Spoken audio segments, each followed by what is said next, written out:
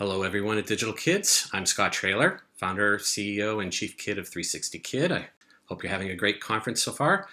Sorry I can't be with you there today in person, but I wanted to share some thoughts with you related to AR, where it's going in a post-Pokemon world. Though my thoughts will be from a Pokemon brand perspective, and do know my thoughts and comments are my own. Before I get started, just want to thank David Kleeman, Tonda Sellers, Stacy Sherman, and the Digital Kids sponsors. Thank you for your contributions to making this event happen. I'm going to share a handful of stills and video images to just get started here. But let me start my story this way. Years ago, my company was a vendor for Pokemon. I had the wonderful opportunity of working with Pokemon USA and Pokemon Japan. For a number of years, we developed a product called Pokemon Learning League, which was a learning product for kids and students in grades 3 through 5. It taught math, science, language arts, and good citizenship skills.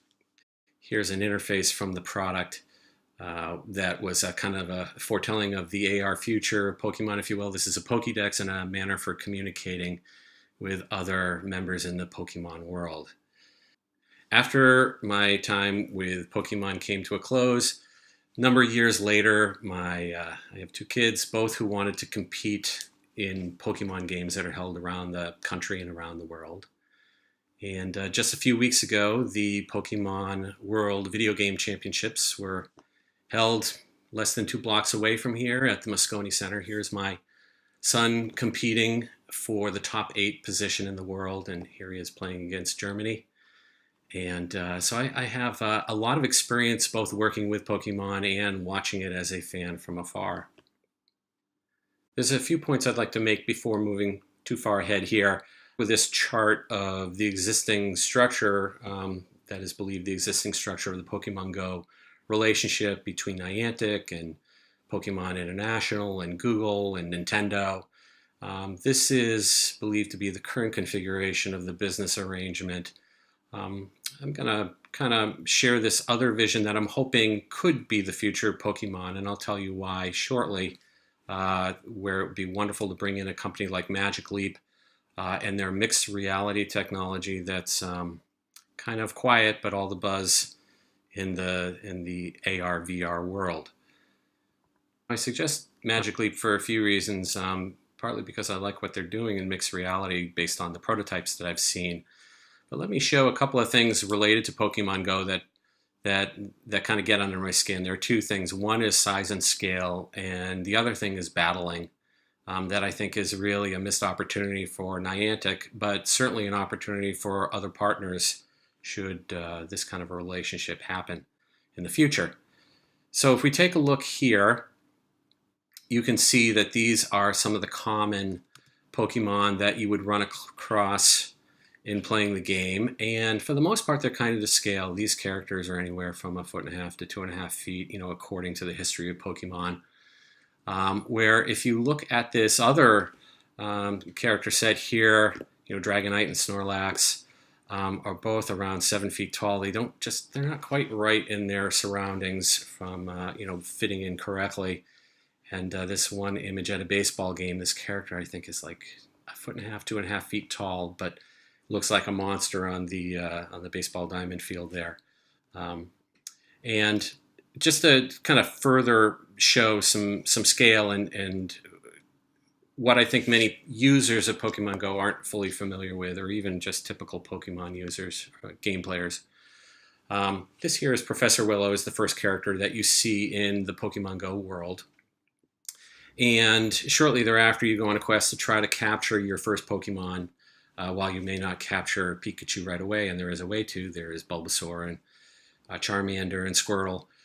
These are the ones shown to scale to Professor Willow. This is how they would look in the real world. And in addition to that, there are some other characters here. This is Groudon and Rayquaza to scale with Professor Willow. You might not see these characters right away in game. And then just to further emphasize the world of Pokemon, here's one of the larger characters, Wailord.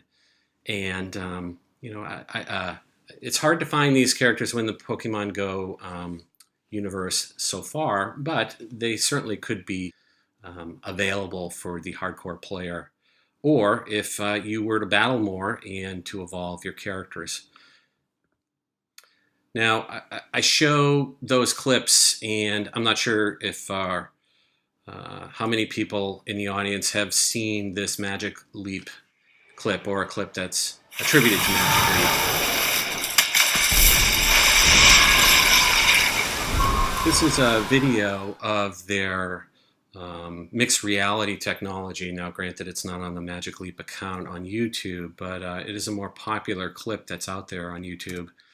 And I think really speaks to the potential of the Pokemon brand, that the Pokemon brand is basically you compete in an arena, in a large room, in a gym. There's something about that Magic Leap video that really captures the essence of the Pokemon brand, imagining that you could play and compete in the round.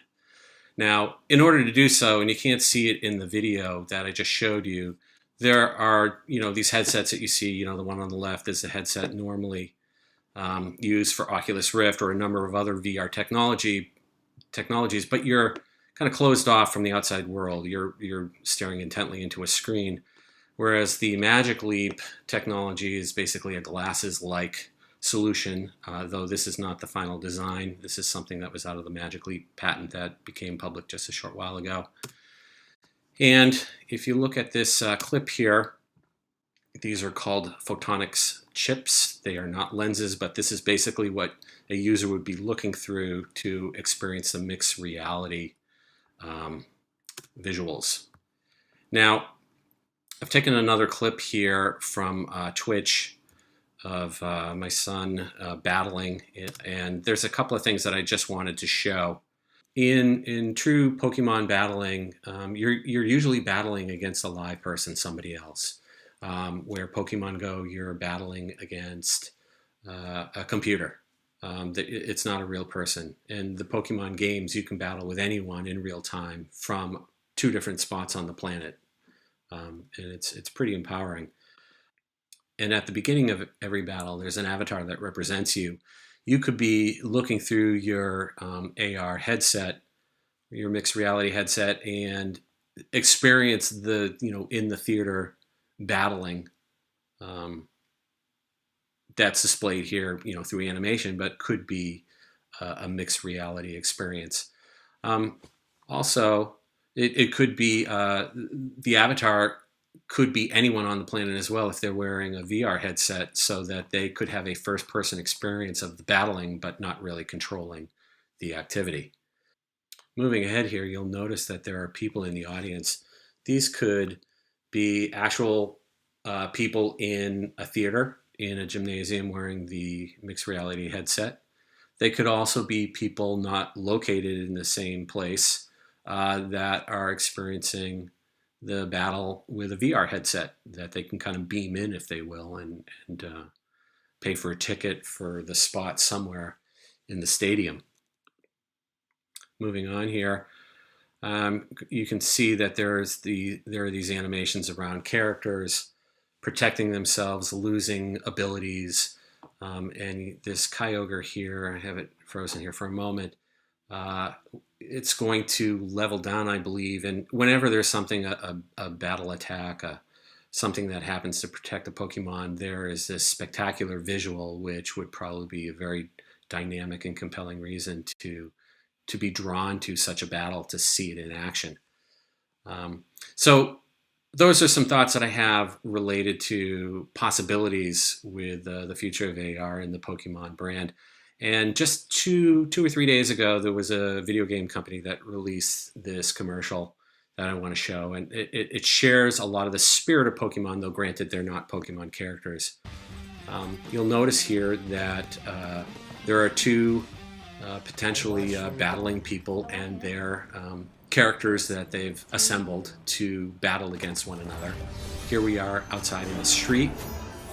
In a town. There's no reason why a Pokemon battle has to occur in a stadium or a gym. And as the clip plays, you'll see that, much like in Pokemon, you can team up to do other kinds of things in the Pokemon world, which this video expresses. So those are some of my thoughts related to Pokemon Go, the potential of AR, VR, mixed reality. That feels like it's right on our doorstep. And some thoughts about what Pokemon Go V2 could theoretically be.